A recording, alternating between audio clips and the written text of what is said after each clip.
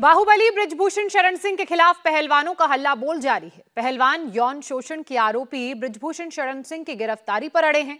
इसी बीच कानून से बचने के लिए बाहुबली ने नया दांव चला है। आज बृजभूषण सिंह अपने संसदीय क्षेत्र कैसरगंज के करनैलगंज में एक बड़ी रैली करने जा रहे हैं। अपना बाहुबल और इलाके में प्रभाव दिखाने के लिए बृजभूषण शरण सिंह ने आसपास की हर विधानसभा से करीब 10,000 लोगों को रैली में बुलाया है। दावा यह किया जा रहा है कि रैली में करीब 1 लाख लोग जुट रहे हैं। बृजभूषण शरण सिंह की रैली में शामिल होने के लिए बीजेपी के कई विधायक और बड़े नेता मौके पर पहुंच चुके हैं। बृजभूषण शरण सिंह की रैली कैसरगंज के रघुराज शरण सिंह डिग्री कॉलेज में हो रही है। बृजभूषण शरण सिंह खुद अपने घर से रैली स्थल तक रोड शो करते हुए पहुंचेंगे। इस रैली के जरिए बृजभूषण सिंह केंद्रीय नेतृत्व को अपनी ताकत दिखाने की भी कोशिश कर रहे हैं। हालांकि बृजभूषण की तरफ से यह कहा जा रहा है कि मोदी सरकार के 9 साल पूरे होने पर यह रैली उनकी तरफ से की जा रही है। बृजभूषण शरण सिंह कहते हैं कि उनके खिलाफ एक भी सबूत मिले तो वो खुद फांसी पर चढ़ जाएंगे। लेकिन अब सिर्फ सबूत नहीं बल्कि बृजभूषण शरण सिंह के खिलाफ गवाह निकलकर सामने आ रहे हैं। बाहुबली के काले कारनामों का सच ये गवाह बता रहे हैं। इंडिया टीवी के कैमरे पर बृजभूषण शरण सिंह के खिलाफ दूसरा सबसे बड़ा गवाह सामने आया। महिला पहलवानों के फिजियो ने ऑन कैमरा गवाही दी कि बृजभूषण शरण सिंह लड़कियों को लेकर गलत तरीके से टच करते थे। लड़कियों के जो आरोप बृजभूषण शरण सिंह पर लगे हैं वो 100% 100% सही हैं। बृजभूषण शरण सिंह कैंप में लड़कियों का यौन शोषण करते थे, लड़कियों पर दबाव बनाते थे और इसी दबाव के चलते उन्हें रात 11 बजे के बाद बृजभूषण शरण सिंह अपने कमरे में जाने को कहते थे। इससे पहले रेफरी जगबीर भी ऑन कैमरा आए। उन्होंने भी बृजभूषण शरण सिंह की करतूतों की पोल खोली और अब फिजियो ने भी लड़कियों के दावों पर मुहर लगा दी है। फिजियो परमजीत मलिक ने इंडिया टीवी संवाददाता अभय पराशर को यह भी बताया कि उन्हें जब बृजभूषण शरण सिंह के खिलाफ आवाज उठाने की उन्होंने कोशिश की तो फिजियो को कैंप से निकाल दिया गया। बृजभूषण की गिरफ्तारी को लेकर लगातार पहलवान मांग कर रहे हैं कि जल्द से जल्द बृजभूषण की गिरफ्तारी की जाए। इंडिया टीवी पर एक दूसरी सबसे बड़ी गवाही हम आपको दिखाने जा रहे हैं। हमारे साथ परमजीत मलिक जी मौजूद हैं और ये वो शख्स हैं जिन्होंने रेसलिंग के अंदर थेरेपिस्ट के तौर पर काम किया है, बृजभूषण के साथ काम किया है और ये खुद कुछ बड़े खुलासे इंडिया टीवी के सामने करने वाले हैं। परमजीत जी, बहुत बहुत स्वागत है आपका इंडिया टीवी में। सबसे पहले आप अपना परिचय दे दीजिए। रेसलिंग में कब तक आप जुड़े हुए थे, कब से जुड़े हुए थे? देखिए, वैसे तो मैं हर तरह के जो हमारे खिलाड़ी है, कई इंटरनेशनल लेवल के काफ़ी लोगों को ट्रेनिंग करा चुका हूँ। रेसलिंग में मैं योगेश्वर दत्त को, बजरंग पुनिया, रमेश गोलिया और गीता फोगाट, साक्षी, बहुत लोगों को करा चुका हूँ। ये बताइए परमजीत जी, अभी हाल फिलहाल में आपने जिस तरीके से देखा, 7 महिला खिलाड़ियों ने पहले आरोप लगाए, हालांकि नाबालिग ने अब अपने बयान वापस लिए हैं और आरोप बेहद संगीन है। महिला खिलाड़ियों के साथ छेड़खानी, गलत तरीके से टच करना, एफआईआर दर्ज हो गई है। अब गिरफ्तारी की मांग की जा रही है पहलवानों की तरफ से, क्योंकि आप खुद उस जगह रहते थे जहां मैच होते थे, जहां प्रैक्टिस होती थी। आपको क्या लग रहा है इन आरोपों के बारे में, कितनी सच्चाई है? देखिए, ये जो आरोप है 100% सत्य है और ये तो सिर्फ आपको भी पता, हमें पता कि जो आगे आई है वो सिर्फ 7 महिलाएं हैं, ऐसा नहीं है। वेरी फर्स्ट टाइम देखिए, सरकार भी इनको बचा रही है, चाहे आप इंडियन ओलंपिक कमेटी भी इनको बचा रही है। मैं बहुत खुल के बोल रहा हूँ, सभी लोग इनको बचा रहे हैं। बिना सरकार के कोई ऐसे नहीं बच सकता। सरकार की क्या मजबूरी है, कोई उनके राजनीतिक कारण है। हमने सुना है कि पूर्वांचल में उनका काफ़ी प्रभाव है, कई सारे MP और MLA उनके साथ में, इसलिए सरकार उनको जानबूझकर नहीं छेड़ रही। लेकिन ये गलत है। कोई भी आदमी है, देखो, सरकार हमारी भी, आपकी भी, सभी लोगों की होती है। अब हम सब ये सरकार की तरफ ही देखते हैं कि हमें न्याय मिले। वेरी फर्स्ट टाइम भी हम सरकार के पास ही गए थे तो सरकार ने हमारी कोई बात नहीं सुनी। मैं भी, मतलब हम 20-22 लोग थे जिसमें अब ये पूरी कमेटी थी जो हमने इंडियन ओलंपिक एसोसिएशन ने जो कमेटी बनाई थी, उसमें देखिए कि करीबन 16-17 लड़कियों ने वहाँ, मेरी भी जिसमें गवाही दी थी। सरकार और बृजभूषण पुलिस सब मिलके ये इसको जानबूझ के लंबा और डिले कर रहे हैं कि बीच से हम कैसे लूप होल निकाले, कैसे हम अपने गवाह तोड़े। उन्होंने वैसा किया भी है। पैसे दे के, डरा के, धमका के सिर्फ 7 लड़कियां रह गई 16-17 से। आप अगर वो जारी कर दे इंडियन ओलंपिक कमेटी, उनमें 16-17 लड़कियों ने गवाही दी हुई है। उसके बाद रहा नाबालिग का मामला। नाबालिग के 161 के भी बयान हो गए, 164 के भी हो गए, एक थर्ड वन और होते हैं, मतलब मुझे कानून की जानकारी नहीं, शायद 153, मतलब तीनों 2-2 बार वो गवाही दे के आ चुकी है। उसके बाद भी उसके पिताजी का भी पक्ष में कितनी बार बयान आ चुका है। उसके बाद भी बात को पलटना, गवाही को से पलटना, आप समझ सकते हो कितनी मजबूरियां रही होंगी, कितना उस पर दबाव रहा होगा। और ये भी देखो पुलिस का ही लूप होल है कि किसी को भी नहीं पता था हमारे अलावा और पुलिस के अलावा कि कौन सी लड़की ने कहाँ कहाँ गवाही दी है। लेकिन मीडिया में बीच में पता लग रहा है, कभी किसी लड़की का आ रहा है, कभी उसका है। और वो पॉक्सो एक्ट में वो नाबालिग लड़की थी, उसके जो ताऊजी थे उन्होंने भी बयान दिया था, उन्होंने भी, वो भी उनके बृजभूषण के संपर्क में है। और इतना सब समझते हैं, आप भी समझते, मैं भी समझता हूँ, जनता भी समझती, इतना पागल क्यों नहीं है। 2 बार वो कोर्ट में गवाही दे के उसके बाद मुकरना, तो उसके ऊपर बहुत दबाव है इसलिए, और सिक्योरिटी का भी खतरा है, हर चीज़ का खतरा है, इसलिए उसकी मजबूरियाँ हैं पीछे हटना। चलिए, उन्होंने जो भी अपनी शिकायत वापस ली वो एक अलग मामला है, जांच का विषय है। हमने जगबीर जी से भी बात की थी, जिन्होंने हमें कई इंसिडेंट बताए।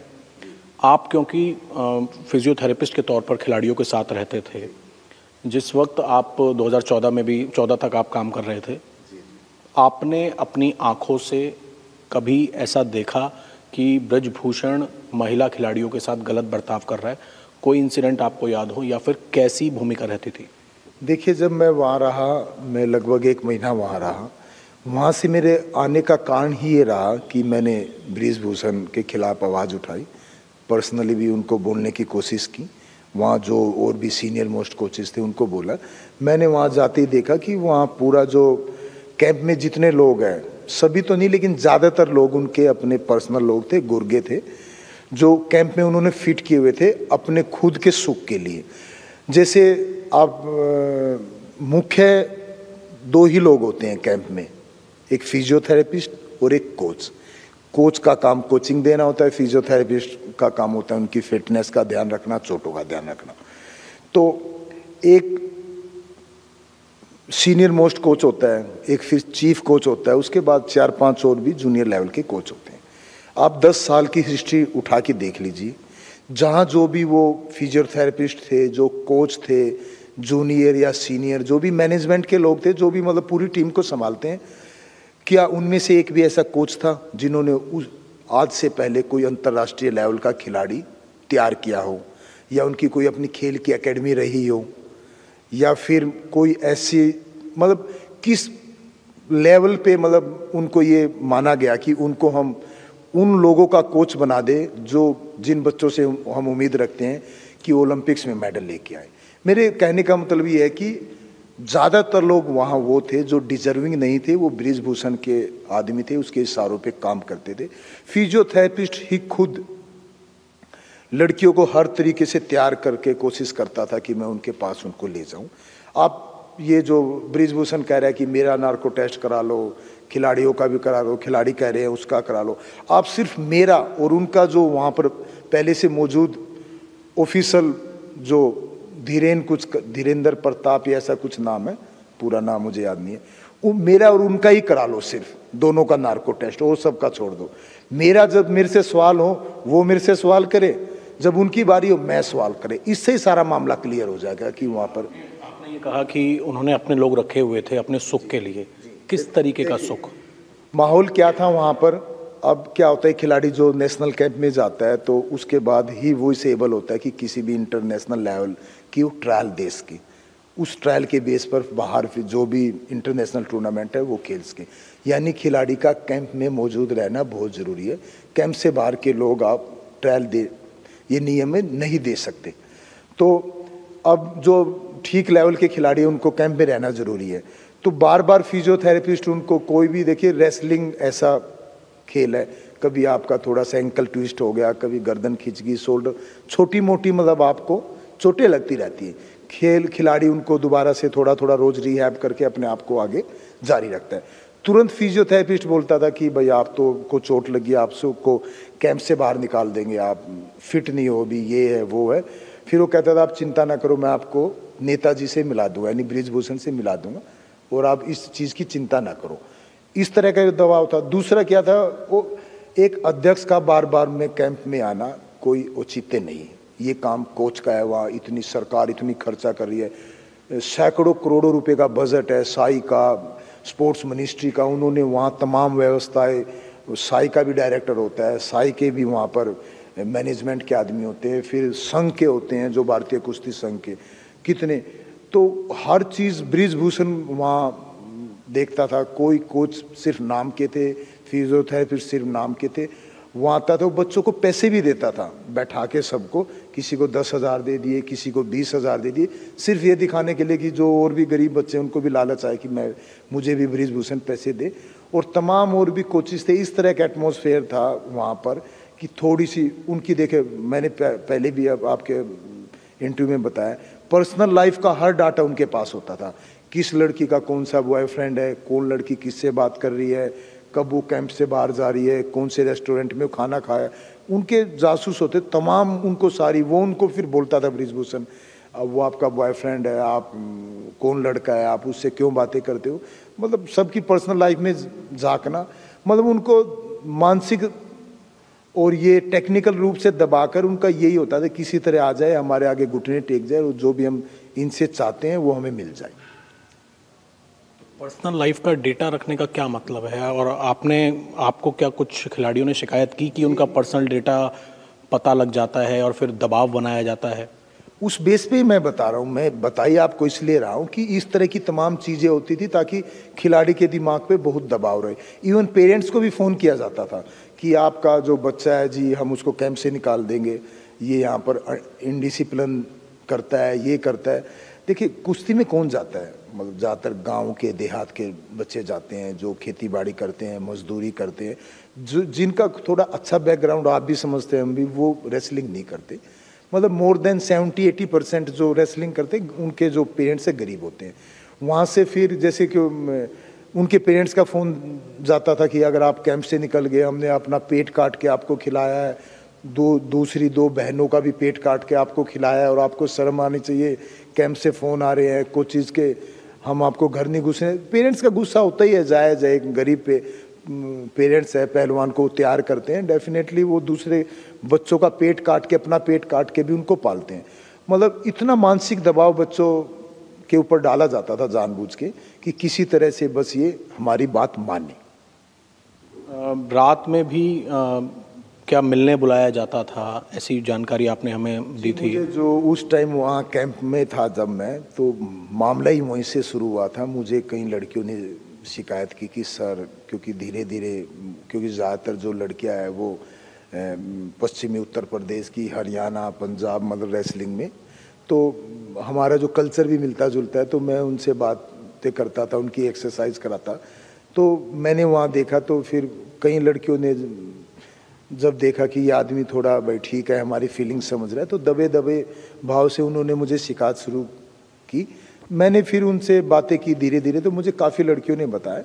और उस टाइम फिर मैंने सीनियर की जो लड़कियां थी उस टाइम, ये अपना गीता फोगाट भी थी और अनीता श्योरान थी, मतलब सीनियर लड़कियां थी काफ़ी, उनको भी मैंने इकट्ठा करके सब बताया कि आप लोग इनका ध्यान रखो, और ऐसे ऐसे हो रहा है यहाँ पर।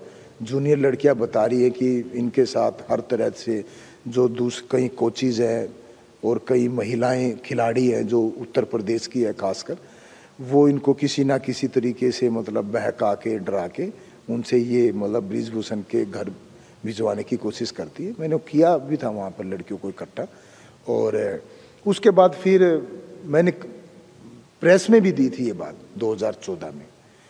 तो जैसे जिस दिन मैंने प्रेस में दी, 2 घंटे में उसका ये रिएक्शन हुआ कि चीफ कोच ने मुझे बोला कि आपका नाम काट दिया, आप यहाँ से चले जाओ। तो मैंने कहा भाई मेरा नाम क्यों काट दिया, ऐसी भाई क्या बात होगी। फिर मैंने गीता से बात की, क्योंकि वो तो शुरू में वो ही, उसने साई की परमिशन लेके मुझे अपना पर्सनल ट्रेनर रखा था कैंप में। तो उसने कहा कि सर मैं बात करती हूँ पर जो भी बृजभूषण उनसे या साई वालों से, ऐसा क्यों हो रहा है। लेकिन चीफ कोच ने मुझे बार बार बोला कि ये बातें बाद में आती रहेंगी और उधर से ऊपर से धमकियाँ आ रही है, ब्रिजभूषण के आदमी आ रहे हैं जी, आपके साथ अच्छा नहीं हो जाए, खून खराबा हो जाए, आपका कत्ल हो जाए। उन्होंने मुझे मतलब डराया या समझाया, कुछ भी बोल सकते हैं।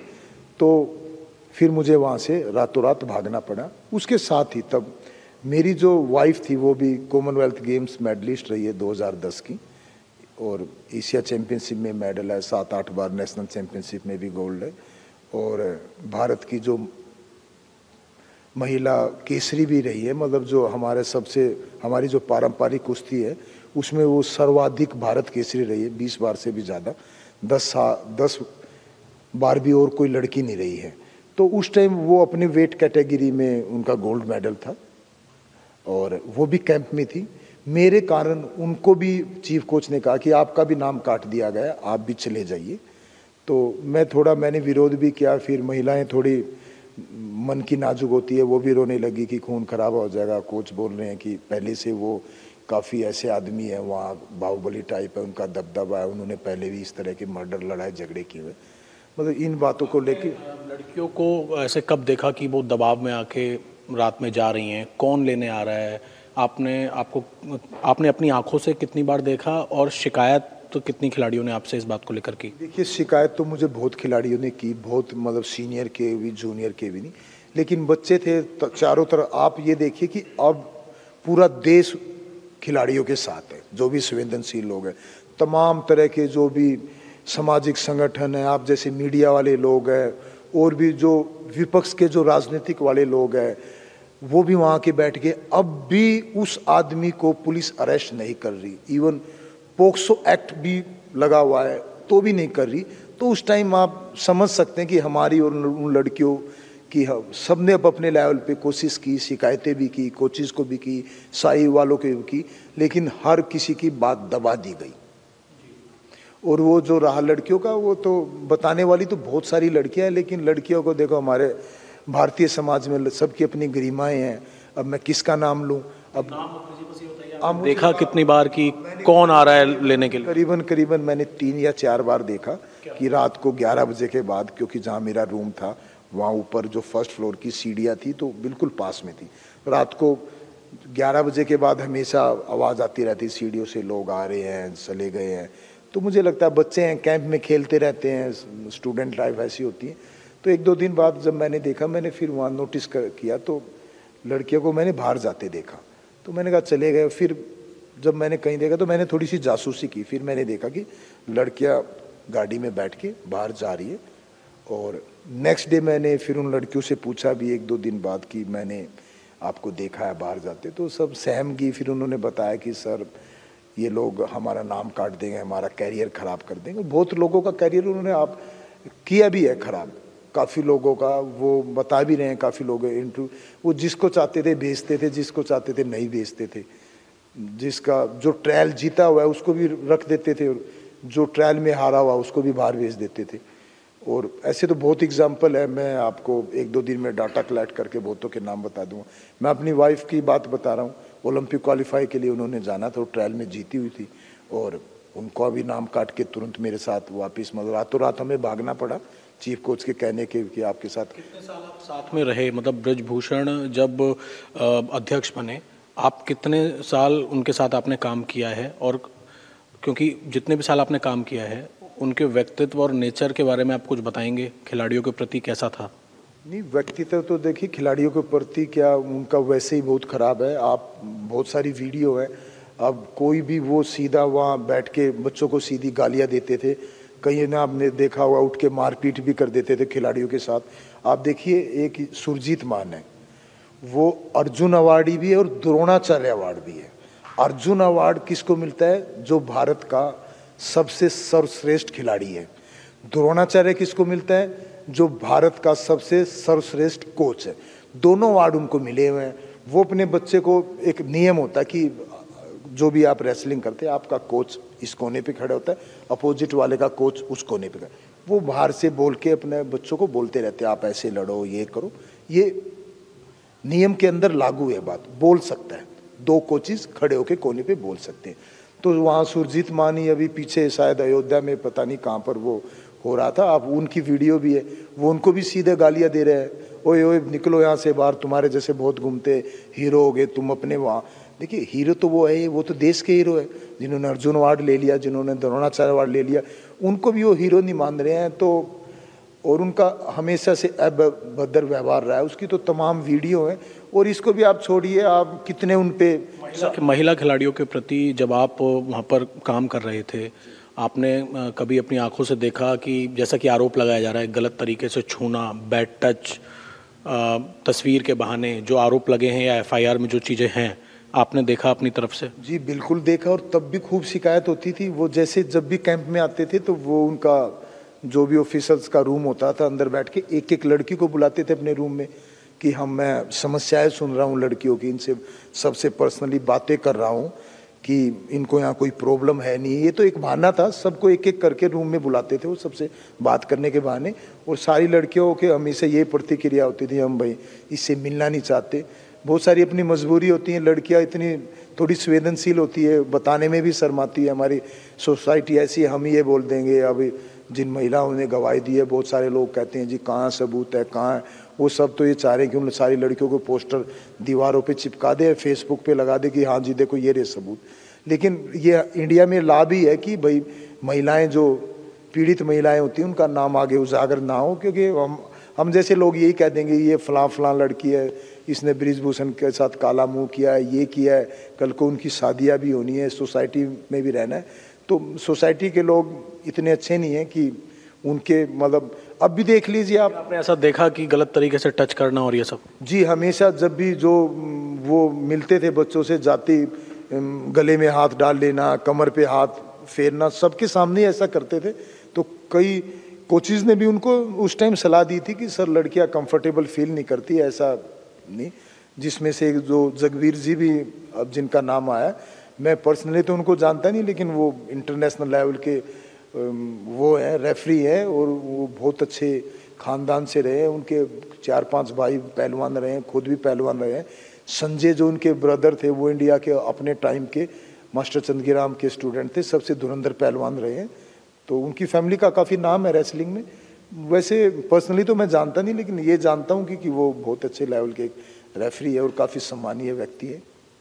अभी लखनऊ का जो इंसिडेंट बताया 2022 का, या फिर 2012-13 में थाईलैंड, आप बाहर भी जाते थे उनके साथ? नहीं, मैंने सिर्फ 1 महीने के लिए मतलब काम किया है, सिर्फ जो 2014 का वाक़या मैंने बताया, तो बस 1 महीने के लिए मैं वहाँ रहा हूँ लखनऊ। 1 महीने? जी। अब जो खिलाड़ी मांग कर रहे हैं, आप जंतर मंतर भी आप आए थे जहाँ तक मुझे याद है, उसके अलावा जो कैंपेन अब खिलाड़ी चला रहे हैं, उनकी मांग है गिरफ्तारी की। 15 तारीख तक का समय दिया है केंद्र सरकार ने, बात हुई है खेल मंत्री से। अब आप लोग क्या चाहते हैं, किस तरीके से इन्वेस्टिगेशन पूरी हो, और जो खिलाड़ियों की मांग है उसमें आप लोग कैसे सपोर्ट कर रहे हैं? देखिए मैं क्या, पूरा देश ही चाहता है, ये खिलाड़ियों की बात नहीं है। देखिए ये जो भारत की बेटियां हैं, और ये वो बेटियां हैं जिन्होंने भारत का जो सम्मान है, जो भारत का जो झंडा है, वो अंतर्राष्ट्रीय लेवल पे ऊंचा किया है, यानी भारत का सम्मान बढ़ाया है। उन बेटियों को इंसाफ नहीं मिल रहा, तो आप सरकार से क्या एक्सपेक्ट करोगे? मतलब नॉर्मल आदमी के लिए कितना हो रहा होगा। मैं क्या, पूरा देश, पूरा समाज, जो भी संवेदनशील लोग हैं, सभी ये चाहते हैं कि भाई बेटियों को न्याय मिले। बृजभूषण ने गलत किया हुआ है, उसकी सज़ा हो। लेकिन मैं कहूँगा कि कहीं ना कहीं देखो, इसमें सरकार की गलती है, सरकार उसका साथ दे रही है। ऐसा भारत के इतिहास में कभी नहीं हुआ कि पोक्सो एक्ट जिस पे लगा है, पोक्सो एक्ट भी आप छोड़ दीजिए कि 6-6, 7-7 लड़कियों ने गवाही दे दी है। अब पुलिस डिले कर रही है, कभी 5 दिन का टाइम दे रही है, कभी 10 दिन का दे रही है, कभी 15 दिन का है। ये सारा टाइम इसलिए दिया जा रहा है, बृजभूषण और सरकार मिलके दूसरे जो गवाही दे रहे हैं उन बच्चों को किस तरीके से तोड़ा जाए। बहुत शुक्रिया सर हमसे बातचीत करने के लिए। परमजीत जी हैं, और ये भारतीय कुश्ती संघ में जुड़े हुए थे, फिजियोथेरेपिस्ट के तौर पे कई खिलाड़ियों के साथ ये जुड़े हुए थे। और इनका ये कहना है कि जो महिला खिलाड़ियों ने आरोप लगाए हैं, इसी तरीके का व्यवहार बृजभूषण का था, और कई बार गलत तरीके से टच करते हुए इन्होंने खुद अपनी आंखों से बृजभूषण को देखा है और उनके ऊपर तमाम तरीके के सवाल खड़े करे हैं। इनकी भी यही मांग है कि पुलिस इस पूरे मामले के अंदर अगर चाहे तो इनका भी बयान दर्ज करे और जल्द से जल्द बृजभूषण की गिरफ्तारी की जाए। इंडिया टीवी हर वक्त हर जगह डाउनलोड करने के लिए सर्च करें India TV news Google play store या ऐप स्टोर पर।